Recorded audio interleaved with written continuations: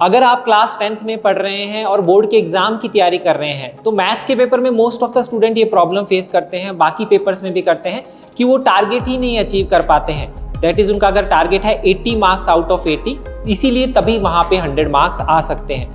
तो वो पॉसिबिलिटी कैसे क्रिएट होगी, तो उसके लिए बहुत इंपॉर्टेंट चीज़ होती है, दैट इज टाइम मैनेजमेंट। तो मैं आपको इस वीडियो में बताऊंगा कि आप टाइम मैनेज कैसे कर सकते हैं, कैसे आप सेक्शन वाइज टाइम अलॉट कर सकते हैं, क्या आपकी स्ट्रेटेजी होनी चाहिए एग्जाम में, और आप उसकी प्रैक्टिस घर पे कैसे कर सकते हैं ताकि आप एग्जाम में पूरे मार्क्स ऑब्टेन कर सकें। तो उसीलिए यहाँ पे ये जो टारगेट है आपका मैथ्स का 100, ये मैं आपको बताऊंगा कैसे अचीव करेंगे। तो यहाँ पे हम ये पता है कि जो एग्जाम में पेपर आता है वो 80 मार्क्स का आता है, उसमें 38 क्वेश्चंस होते हैं और उसके लिए हमें 3 आवर्स अलॉटेड होते हैं, दैट इज 180 मिनट्स। तो हम बेसिक मैथमेटिक्स से आइडिया लगा लेंगे कि कितना टाइम आपको अलॉट करना है। तो 180 मिनट्स में से 160 मिनट्स मैंने अलग कर लिए हैं, 20 मिनट्स मैंने अलग कर लिए हैं। 160 मिनट्स है जिसमें आप पेपर को लिखेंगे और जो 20 मिनट्स है वो आप पेपर को रिवाइज करेंगे, देखेंगे कहीं पे आपने मिस्टेक करी है नहीं है लास्ट में, या फिर पेपर को रीड करने में जो टाइम आप अलॉट करेंगे। तो उसके हिसाब से 160 मिनट्स लेके चलते हैं। 20 मिनट्स स्पेयर टाइम है, अगर आपको थोड़ा एक्स्ट्रा टाइम भी लगेगा तो भी आप आराम से पेपर कर सकते हैं। तो ये जो 160 मिनट्स हैं इसको हम 80 मार्क्स में डिवाइड कर देते हैं। तो जो आप देखेंगे यहाँ पे 1 मार्क के लिए आपको 2 मिनट अलॉट होगा। तो इसका क्या मतलब है, कोई भी क्वेश्चन अगर 1 मार्क का है तो उसको अराउंड आपको 2 मिनट्स में करना है। ये बेसिक आइडिया होता है पेपर को अटेम्प्ट करने का। तो अब उसके हिसाब से हम डिवाइड करेंगे इसको सेक्शन वाइज। तो यहाँ पे जो है सेक्शन ए की बात करेंगे तो उसमें 20 MCQ क्वेश्चंस आते हैं मैथ्स में।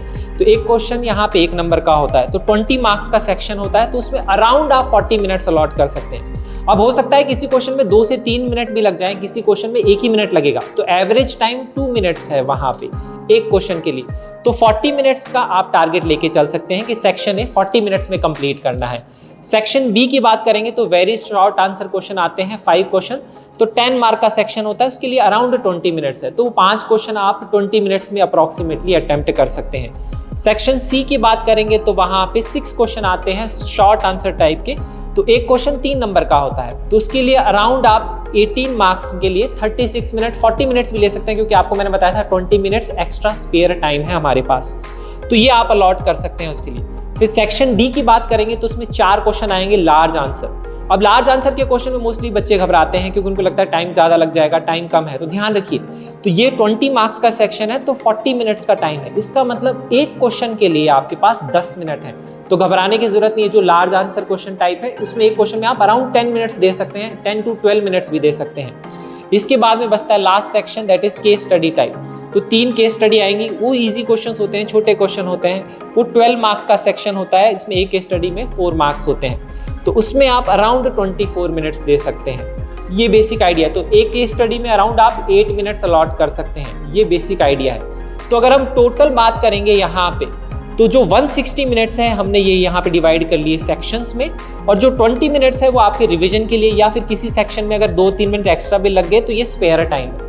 अगर आप इस तरह से स्ट्रेटेजी लेके चलेंगे तब आप एग्जाम में पेपर पूरा कंप्लीट कर पाएंगे। अब एग्जाम में ये डायरेक्टली आप स्ट्रेटेजी नहीं अप्लाई कर पाएंगे, तो इसकी प्रैक्टिस आपको घर पे ही करनी पड़ेगी। तो 2 तरह से आप प्रैक्टिस कर सकते हैं, मैं दोनों तरीके आपको बताता हूँ। एक होता है सेक्शन वाइज प्रैक्टिस।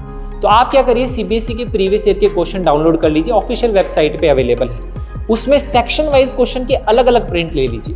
फिर आप एक सेक्शन के जो क्वेश्चन लेंगे, जैसे सपोज सेक्शन ए है, उसके आप 10 प्रिंट ले लीजिए डिफरेंट पेपर्स के, और एक सेक्शन के जो 20 मिनट्स है घड़ी में टाइम लगाइए 40 मिनट, और उस सेक्शन को 40 मिनट में करने की कोशिश करिए। और या फिर टाइम पता करिए कितना लग रहा है, 40 मिनट्स 45 मिनट्स, जितना टाइम लग रहा है वो टाइम नोट करिए, उसी टाइम को आपको रिड्यूस करके अप टिल 40 मिनट्स लेके आना है। इस तरह से आप सेक्शन वाइज एक तो प्रैक्टिस कर सकते हैं, सेक्शन वाइज प्रैक्टिस। उसके बाद में आता है फुल पेपर प्रैक्टिस। फिर जब आप सेक्शन वाइज प्रैक्टिस करके आपको आइडिया लग जाएगा कितना टाइम आप अलॉट कर रहे हैं, फिर आप फुल प्रैक्टिस टेस्ट करिए सिलेबस कंप्लीट होने के बाद में। फिर फुल प्रैक्टिस टेस्ट में आप ये स्ट्रेटेजी अप्लाई करिए और आपको दिखेगा कि आपको बहुत बेनिफिट होगा। आपका पेपर जो है टाइम से पहले ही फिनिश हो जाएगा and you will be very much comfortable. तो इसके लिए कम से कम आपको 7 से 8 पेपर सेक्शन वाइज करने हैं और 7 से 8 पेपर फुल कोर्स टेस्ट देने हैं। उसी के बेस पे आपकी 10th की जो प्रिपरेशन है बेस्ट हो सकती है और आपका जो अगर टारगेट है 80 out of 80 that is 100 out of 100 marks, तभी आप वहां पे अचीव कर पाएंगे।